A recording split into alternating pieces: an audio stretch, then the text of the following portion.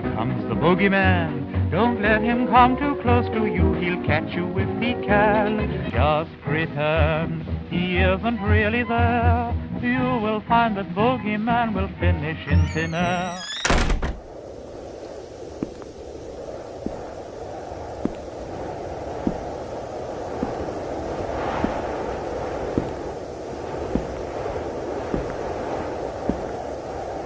I took a walk down West Madison Street, with my fingertips ever so easily maintaining the bomb's position in my jacket pocket.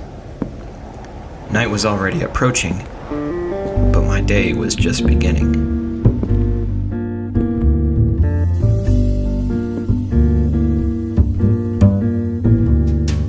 There were talks of this union workers' protest, some saying this could spark into a riot after what has been going on nationwide with the various union worker protests.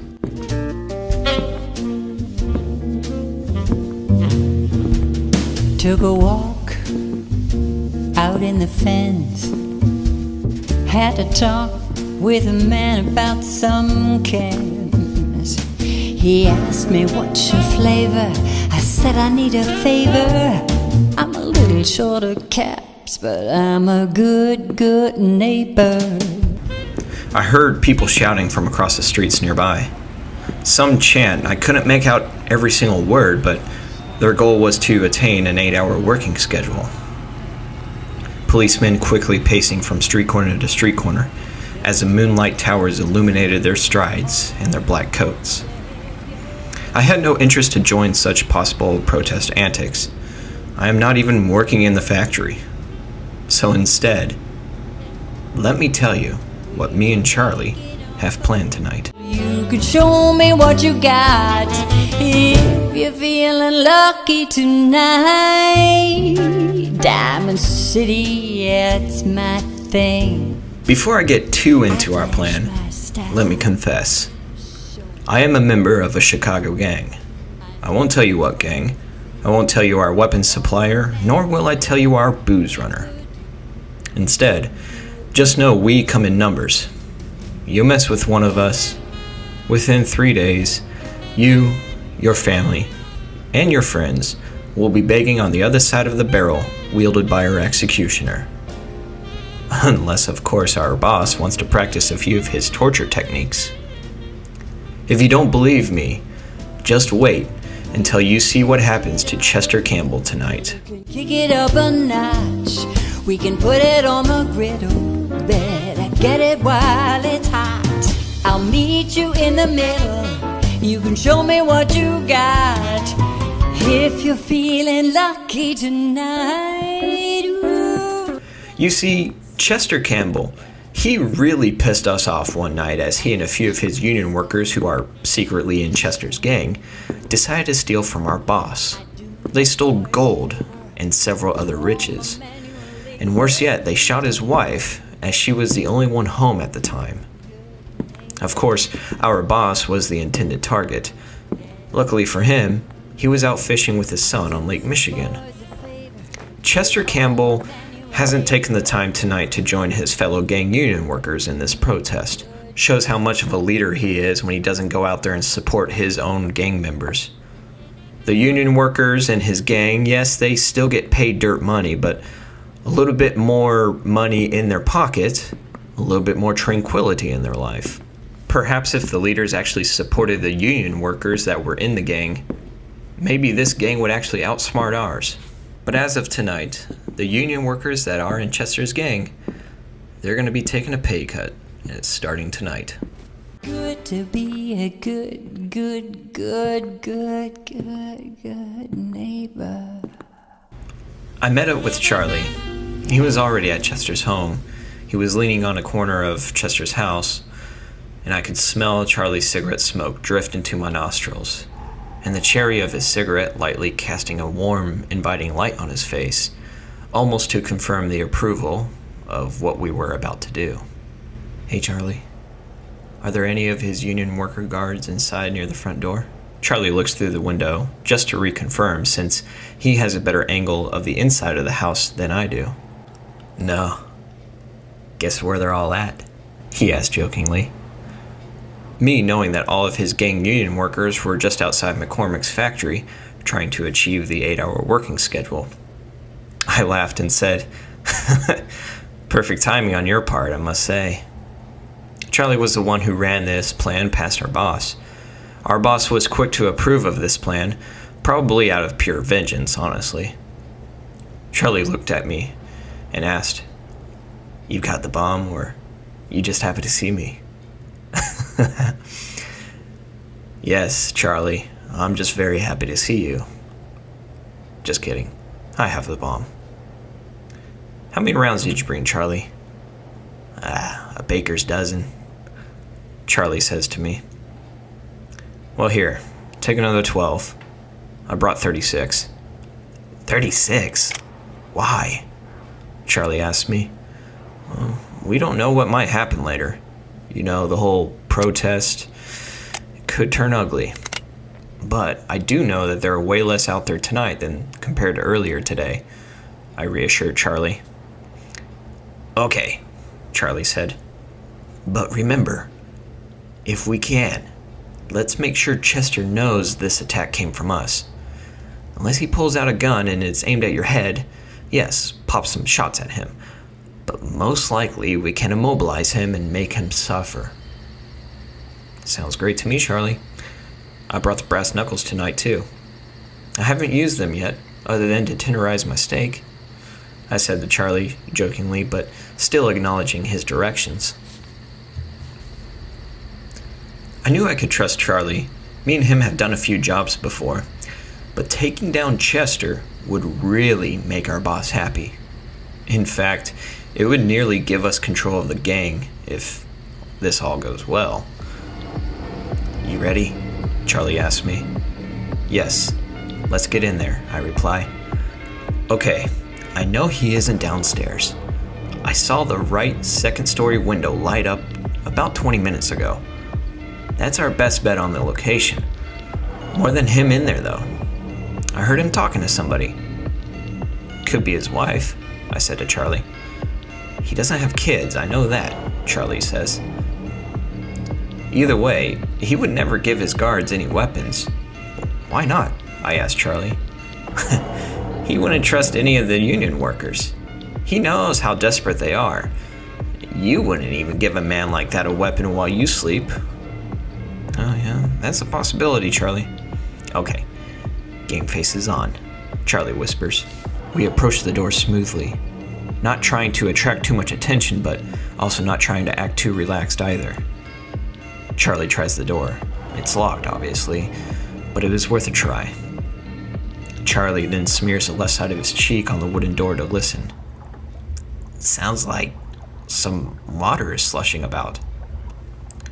"Well, at least we know one is in the bathroom," I say to Charlie. I look behind us, and nobody is on our street. "This is the best time to burst through, Charlie." "You're right. Step back," he says to me, "and draw weapons." Charlie smashes the door with his foot. "Go," he says. "Hey, hello? You okay, honey?" I hear Chester's shouts muffle through the walls. We quickly follow his muffled voice, and it was apparent he was upstairs. We make our way up the wooden stairs, and surely Chester knows something is up. Chester opens the bedroom door on our right.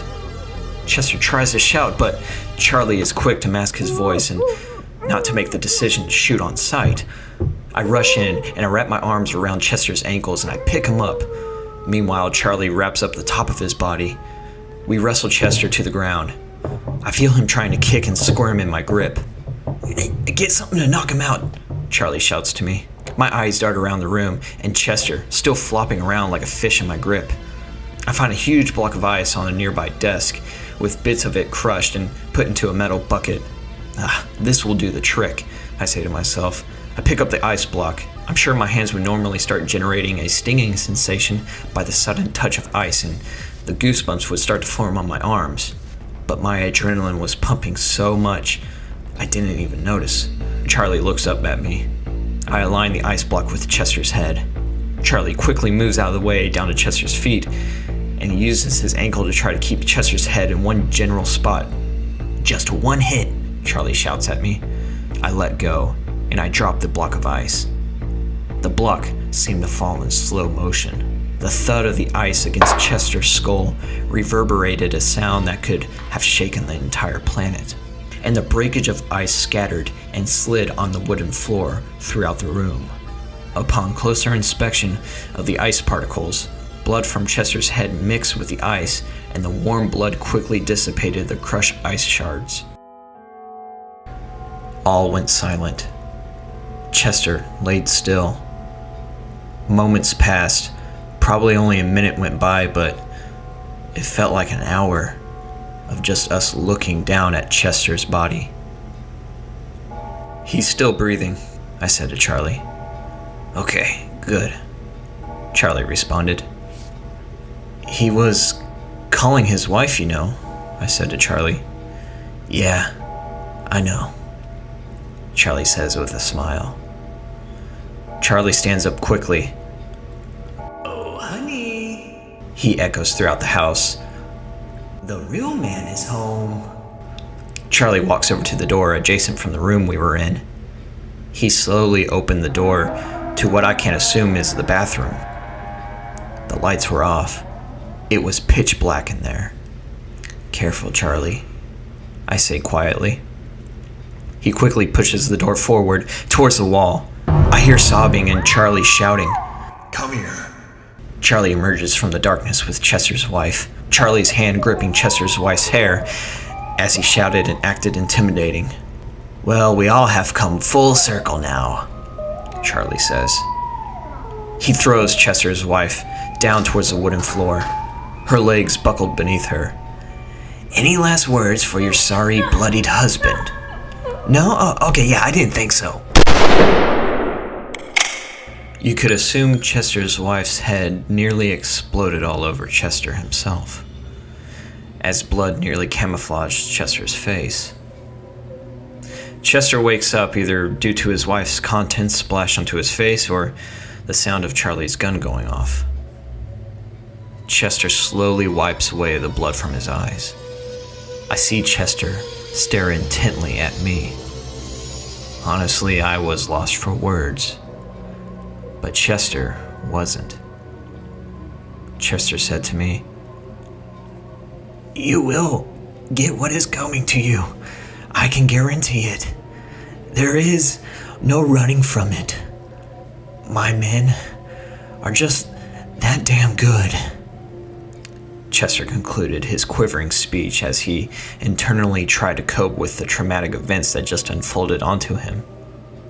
My trigger finger tickles the trigger of my gun. I bend slightly at my waist and I stare into Chester's eyes. "Go ahead and send your men this way," I said to him. "Your men may be that damn good, but I am that damn bad."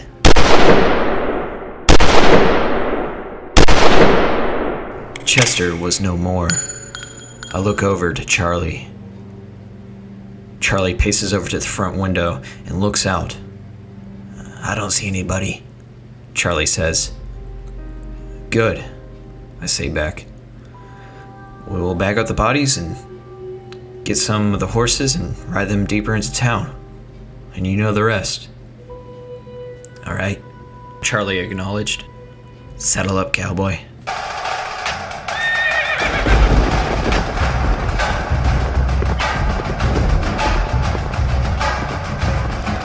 As a small drizzle started to fall, we approached the street of the protest. I took a guess that there were about 250 to 300 determined people who were still protesting in this weather for an 8-hour working day. Mainly union workers. Strike busters and police gathered around to ensure McCormick's business was safe and ongoing. "I can see Albert Parsons from over here," I told Charlie. "Look, the one in the sharp starched shirt, and other labor leaders in their distinguished coats." You could tell who the leaders were, even if you had never seen their face before. When compared to the dingy, dirty clothes of a typical union worker, the sharp, clean-dressed leaders contrasted in the sea of the distraught workers. "All right, ready?" I asked Charlie. "Go ahead," Meet me back home and remember, right in front of the police officers, Charlie told me. I got this, I replied. I made my way closer to the pinnacle focus point of the protest. The smell of the union workers masked the smell of the rain, and all I could think of is where to go after this. I get closer, and I see some officers through some of the shoulders of some husky union protesters. Quite possibly Chester's gang members. Little did they know, they weren't his gang members anymore. I gently gripped the bomb as if it was a box of chocolates that I was slowly taking out to give someone as a gift. I look around. Everyone's still chanting and shouting as their dedicated eyes gazed towards McCormick's. It was dark enough that nobody could see that I had a bomb. I saw a policeman approach forward and speak to the other police officers that were standing guard. The other policemen nodded as if to acknowledge the orders of their supervisor. The distinguished policeman that just gave an order to the other police officers slowly looked straight at me and the protesters. That's Blackjack, I said to myself. Police Captain John Bonfield, nicknamed Blackjack. This is the best opportunity for me. Great timing on my part, if I do say so myself. I hesitated a little bit, unsure what I was about to do, if it was going to be the right thing. The police officers started to echo out, "Disperse! It's getting late. Go home safely. Disperse now." As protest union workers shuffled about, I quickly struck a match. The fuse ignited, and I knew I had about 3 to 4 seconds to get this into the crowd further away from me. I looked around to ensure nobody would intercept my throw for about 1 second. I tossed the bomb, hurled it into the crowd, and sprinted and pushed some people over. 2, 1. The bomb detonated, and I felt the shock of the bomb rumble the dirt beneath me as people let out shouts and cries. I heard in the distance, "Fire! And kill all you can!" Shots rang out throughout Chicago.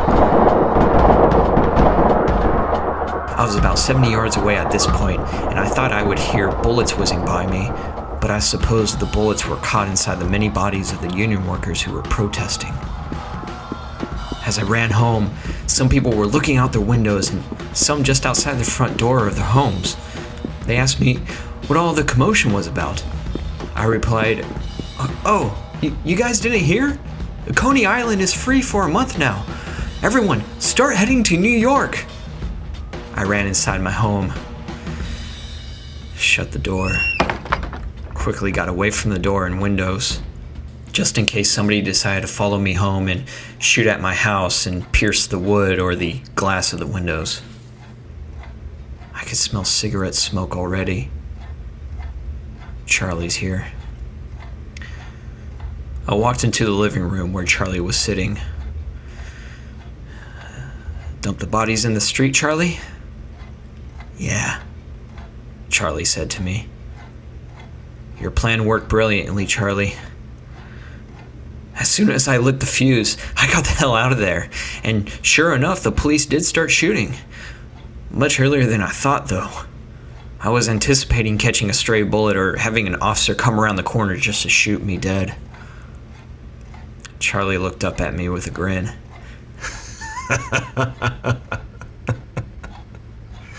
Me and Charlie laughed.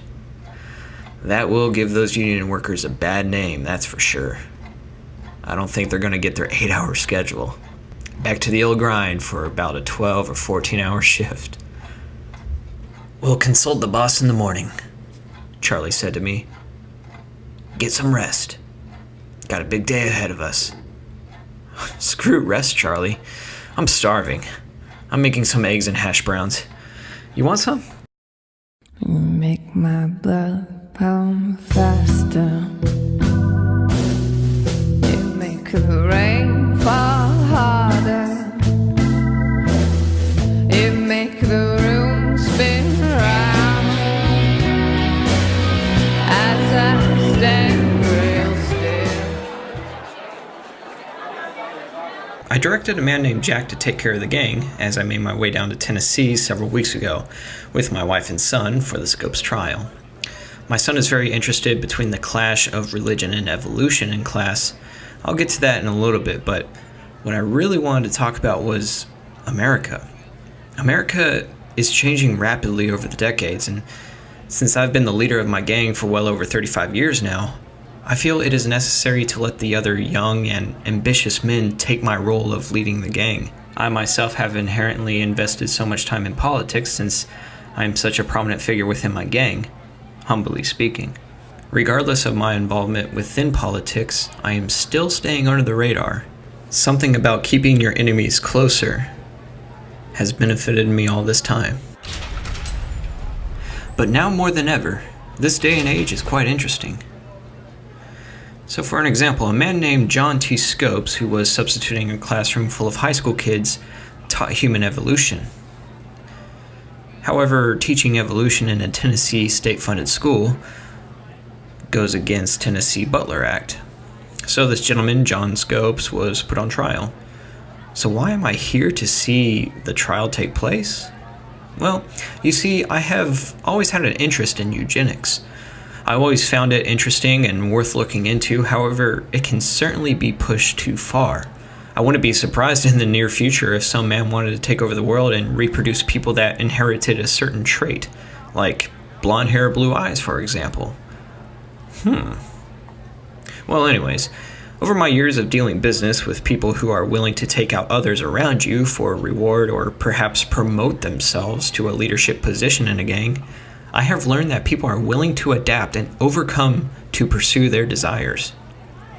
This whole idea of evolution really appeals to me, rather than begging on my knees and asking for forgiveness every Sunday. Plus, I'm loving Tennessee. A bit warmer than what I'm used to, but not bad at all. The court hearing is finally over. Same time again tomorrow? I asked the gentleman next to me. Yep, bright and early, he responds. Me and my family walk out of the courtroom building and onto the street. The bright sun still hanging high in the ocean blue sky. As I step forward, I hear someone yell, "Look out!" Damn it, I just got this. I wake up and I'm being carried into a room. I suddenly freak out due to my high level of paranoia. I kick and I yell. Then I'm slammed down onto a bed. "What's wrong?" I yell out. These two burly men that were carrying me strapped me down onto this bed. I couldn't sit up, only toss and turn within the straps. I settle down as I hear a calming voice say, "Stay still. You're fine." I look up and I see a few nurses looking over me, and the two men that carried me turn away without saying anything. The nurse says, "You were hit by Henry Ford, sir." Well, his Model T car. Do you feel all right? Yeah. I was hit by a Ford. Wow. Ironic, as I was leaving the building supporting the evolution teachings of Scopes. I get hit by one of the latest and greatest inventions in human history? Just stay here and try not to freak out, sir. I'll be back, but if you need me, I'll just be in the other room. So just shout my name, Isabel, the nurse informs me. The nurse walks away and disappears out of my peripheral. I look around at my surroundings. All I could see was a record player in the corner. I wish it was playing music right now. I'm sure that would calm me down a bit more. I lay there in this hospital bed, dozing off for maybe about 10 minutes and waking up again.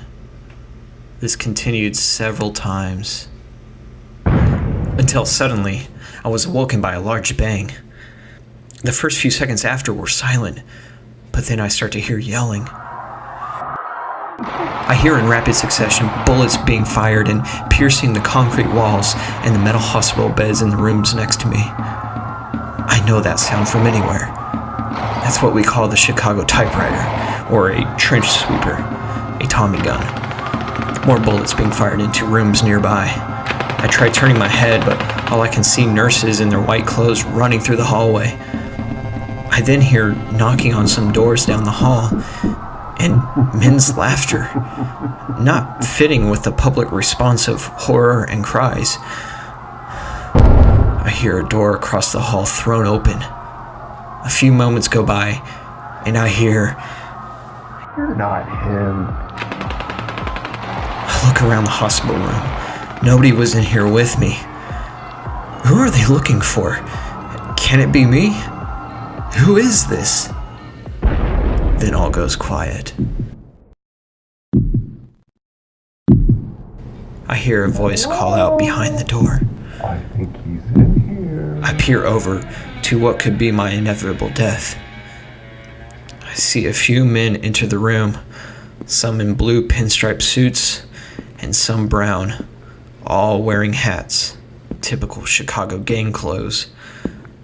Then amongst the men, a man in a white button-down and a red vest with a red hat and a cigar in his mouth comes in and looks down at me. Oh, this is the one, boys. A bit older than I thought, though.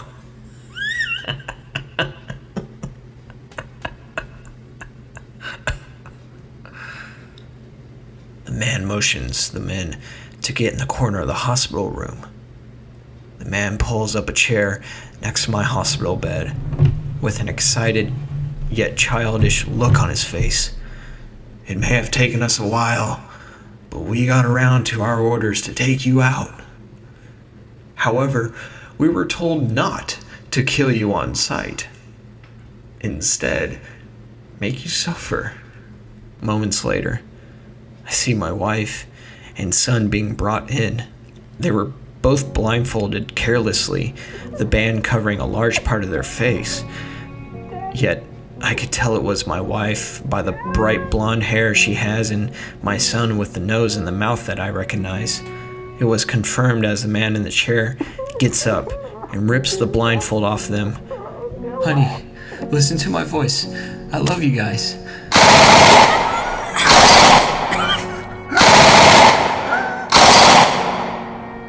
My wife and son shot dead in front of me.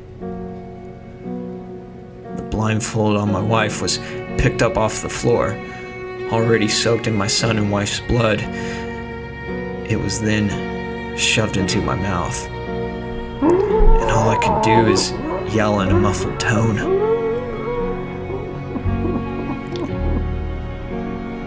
Shh. You like music?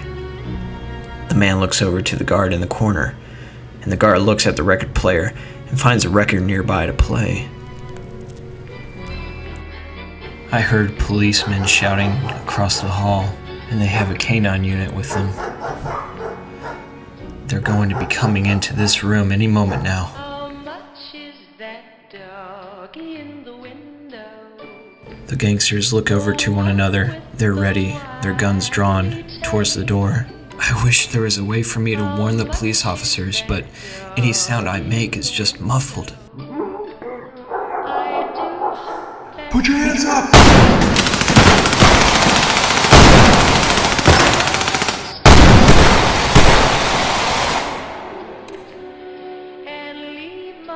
The gangsters just killed 3 cops and a canine unit. That was too easy. The man that was sitting in the chair looks back at me and says, And just so you know, we ended up getting our 8-hour shifts. Humans do find a way to evolve. Don't worry about the informant that told us that you'd be going to the Scopes trial. It would have been too easy for us to take you out in Chicago. A guard at the door interrupts him and asks if they're gonna kill me. And the man in the chair responds, No. We will let him suffer. He won't live long.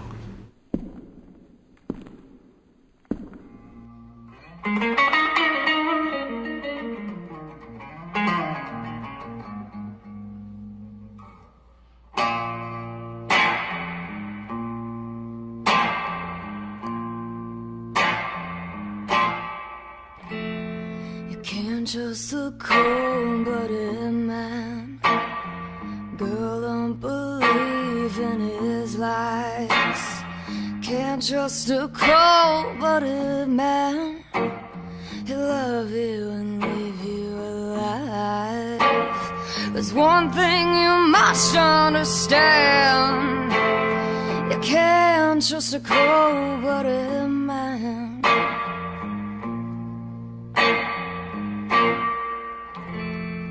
Can't trust a cold-blooded woman. Boy, don't you lie in her bed. Can't trust a cold-blooded woman. She'll love you and leave you for dead. There's one thing you must understand.